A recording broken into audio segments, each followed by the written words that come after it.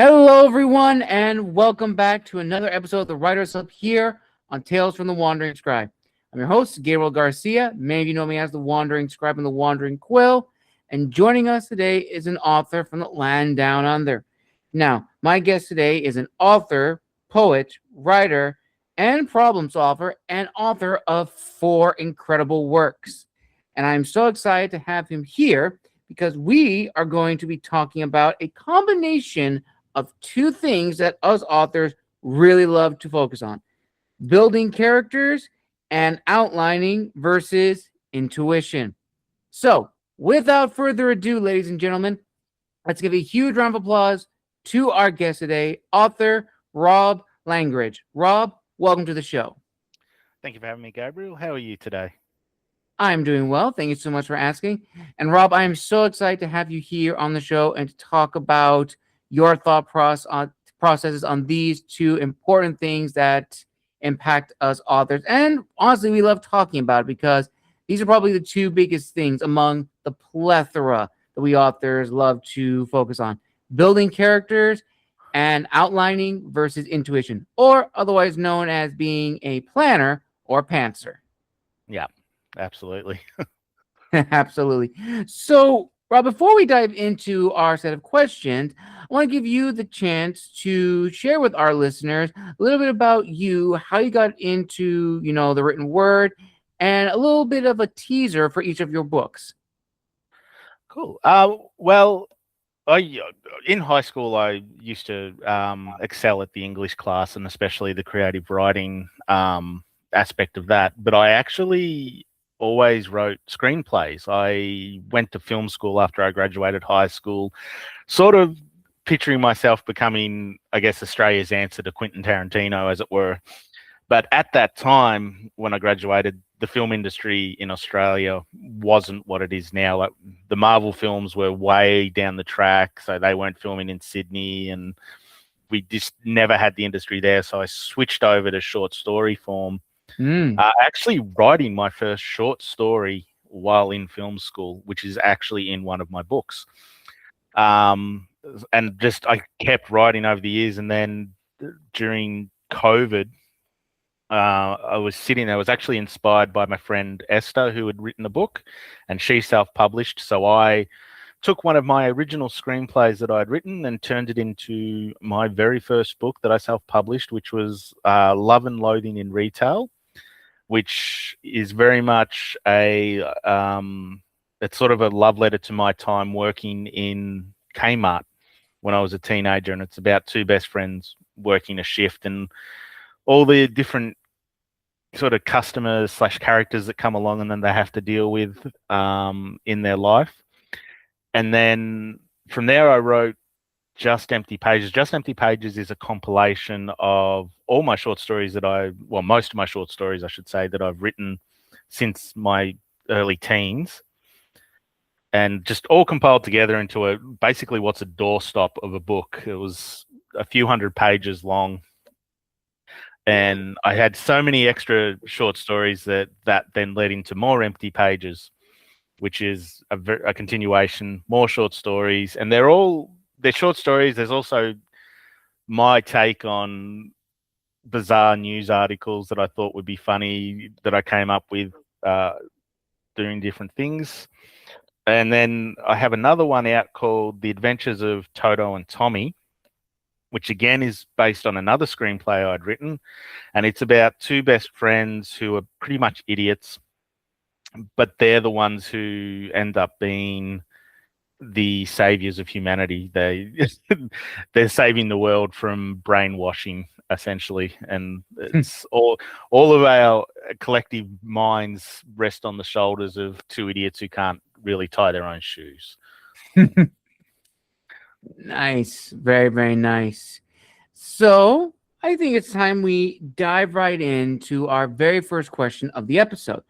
Now, I think you kind of gave a little teaser into this, but can you share an example of a character in one of your works that was inspired by a real person? And what about them made them compelling enough to include in that story? Yeah. in my short story collection, you'll see a character who pops up a lot in them called Taylor. And Taylor is my best friend for what feels like forever at this point. And she's also my tattoo artist as well, which is always fun. And she's sort of this little chaos demon of a person. And she's always had an interesting life, very interesting life, which I won't go into detail about. That's her story to tell. But we just gel together as best friends would want to. And she's very much become woven within my works in a lot of ways, to the point that even Toto from Toto and Tommy was based on her as well. And she's definitely been a big influence on my life, and obviously in the stories, but she's not the only one of my real life friends who has woven their way into stories. I mentioned one of my other friends, Esther, earlier. She pops up in various stories in different forms. And I just like, because they're real people, I feel writing based on real people makes the world feel more real, especially, at least to me, it does. I don't know about the reader, but as a writer, it certainly does. Absolutely. Absolutely. And I think, as we'll probably touch upon later in the episode, that when it comes to writing about real people or basing characters off of real people, there has to be a boundary between creative flexibility and freedom, but respecting the real person, because you don't want to give too much of that real person away in one's book. As again, we'll probably be touching upon that a little bit later, but it's something that I've noticed a lot in the fiction world and the indie world. Absolutely, yeah. You definitely don't want to tell too much of their story because it's not yours to tell. But I think a little influence here and there is not too bad. And I know for sure Taylor hasn't had an issue with it yet. So Absolutely. Absolutely. Now, how do you strike a balance between drawing inspiration from real life individuals and creating unique fictional characters? Because I think that's also a very big important thing when you're writing characters that have inspirations from real life figures. In the case, if you look at a film character like the Patriot, Benjamin Martin, he himself is fictional, but he's an amalgamation of three individuals, two of which are like Francis Marion, the Swamp Fox, and Nathaniel Green. He's neither of those, but yet he has their best qualities about them. So how have you been able to do your own variation of that balancing act? right. Well, to borrow a quote from This Is Spinal Tap, I will use Taylor again as a prime example. I take Taylor and her little aspects of her life and I turn them up to 11. Taylor very much operates somewhere around 3 or 4. I'll just take it to the full extreme and create just a bizarre situation to put this relatively normal person in and then make her match that situation. So while she definitely influences the character who appears throughout the stories, she's not exactly like that character. She's not that extreme. And that's usually how I write, is taking aspects of a person and warping it in my twisted little mind to something that's a little out there, probably not a little out there, very out there. Not someone, if you saw this person on the street, they'd probably end up being locked up for whatever these situations they get into have caused. Absolutely. Absolutely. Now, switching gears for a little bit. Now, for your works, Rob, do you typically outline your stories before writing them, or do you prefer to let your intuition and imagination guide the process? And if so, why do you gravitate towards one of these methods? It's interesting. Some of the short stories I write, they're not outlines. I have a very long drive to my day job of nearly an hour each way, and I just let my mind wander, and it'll come up with these little ideas, which I'll quickly scribble down, and it's usually only a paragraph, and that's the plot to the story, to the short stories. Then there's other ones which especially I have a work in progress at the moment called Snails Are Invading My Front Porch. And that one, I kind of, when I wrote it, I feel like, and my friend Friday, I'll absolutely love this. I feel like I'm the dungeon master in a game of D&D, and that I have a general idea of where the story's going, and then I just let the characters move in that direction. So sometimes I outline it, sometimes I just, let's see what happens. Let's see where these people go in my own little fictional world. And it's very much trying, for me anyway, I try and get into the mind of each character and see how they would approach a situation and which direction they'd go. And that can guide me as well. Absolutely, absolutely. And I think for a lot of us authors, we start off as organizers in the beginning, but eventually we become pantsers. We just let the imagination take over. We let our intuition, and as some people have said on the show, they let the characters take the reins. They tell the story. The author is just the vehicle. Absolutely. That's how I feel. Especially my short stories, again, like I said, a lot of them are based on dreams. So that's a general outline. But my not bigger, but my fictional, well, they're all fictional, but my sort of longer form novellas are very much start with the character and let's see where they go. Absolutely, absolutely. Now, what challenges do you face when translating real life experiences made from your own or from individuals into your characters? Because again, going back to that fine line, that border between creative liberties and respectfulness, there has to be, how much of that person do we want to use, or how much of our own experience we want to use for that character? Again, it's very much taking what has actually happened and just turning it up to absurd levels of silliness, or to reference one of my favorite authors, Hunter S. Thompson, into a gonzo type story where it's just, you can't believe this has happened, but it could have happened, I guess. There's several stories evolving around drunken adventures of Taylor and myself at a Christmas parade. Well, not several stories, one story. And another author, friend of mine, Camille, had read that, and then questions like, did this actually happen to you? And I kind of like, sort of. It's not as extreme, but it can happen. Absolutely, absolutely. And I know you brought up Taylor a few times, but I'm wondering, have you ever received feedback from other real life individuals who inspired characters in your books? And if so, how did that affect your writing process? Uh, Taylor absolutely loves her version of herself in my stories. She's excited to see what we get up to next, as it were. But I have received some feedback.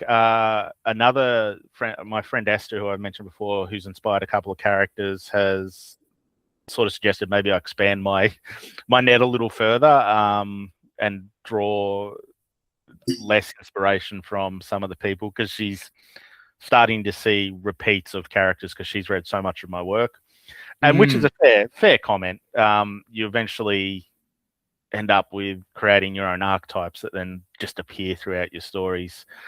So trying to get away from that has been one of it. But they're the only two who've ever really given me feedback on characters who are inspired by them.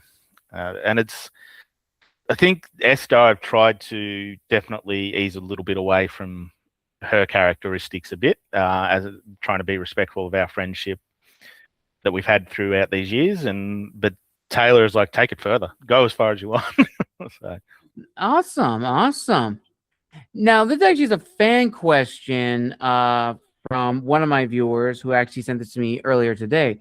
They would like to know, out of all of your stories, which has probably been the funnest moment to write as an author?